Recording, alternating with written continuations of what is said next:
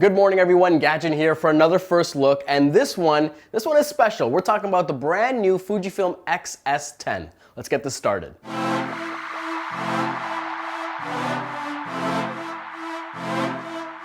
Welcome back everyone, and before I begin, if you're not already, please do consider hitting that subscribe button so you know when a new video comes out. But let's get into this. Fujifilm has announced a brand new product. This is the Fujifilm X-S10, and it takes its design cues from the X-T4 and X-H1, but this is a totally new product line. This is not a follow-up to the X-T4 in a direct way. It's something that's supposed to aim toward people that are looking to get into the Fujifilm space, but want something that's a little bit more user-friendly. When you look at this camera, you won't see any of those retro dials. Instead, you have something that's a bit more clean in its setup. What's impressive about this camera is that it takes the same 4th generation processor and sensor that you'd find in a Fuji X-T4, but also includes a brand new stabilization unit that promises up to 6 stops of stabilization. And that stabilization unit is smaller, so it allows for this camera to take up a smaller footprint.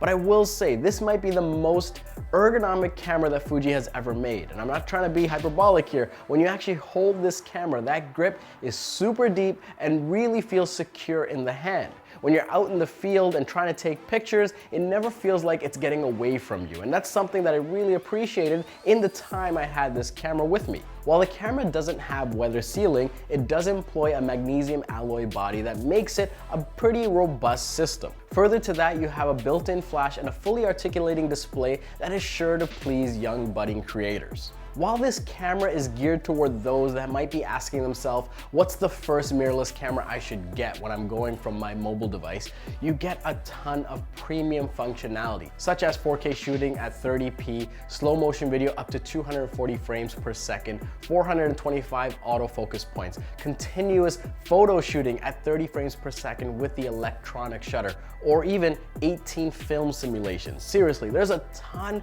of features packed into this camera that it really shoots it up to the short list for many people. What's also impressive about this camera is that you have a built-in webcam out of the box. So for those of you that are not only looking for something that can take good pictures, make good video, but you also want to be able to do some live streaming or maybe use this for your next conference call, well, you can do that right out of the box. While this camera won't do 10-bit recording internally, you can still plug in an external recorder via the USB-C to allow for 422 10-bit in an external recorder. But again, for the audience that this camera is targeting, that might not be a primary concern.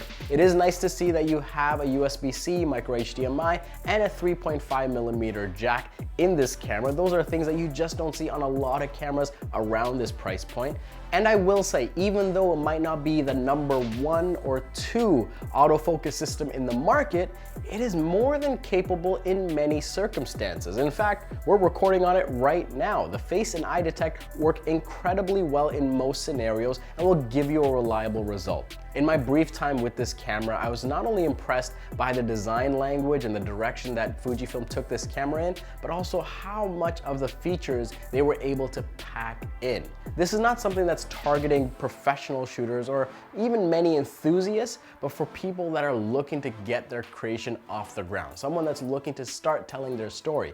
It's something that makes a compelling case for a huge group of users.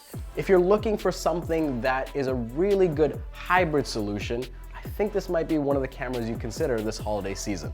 And there you have it. That's our first look of the brand new Fujifilm X-S10. But more importantly, let me know what you guys think in the comments below. As always, my name's Gadget. Thank you so much for watching, and I'll see you next time.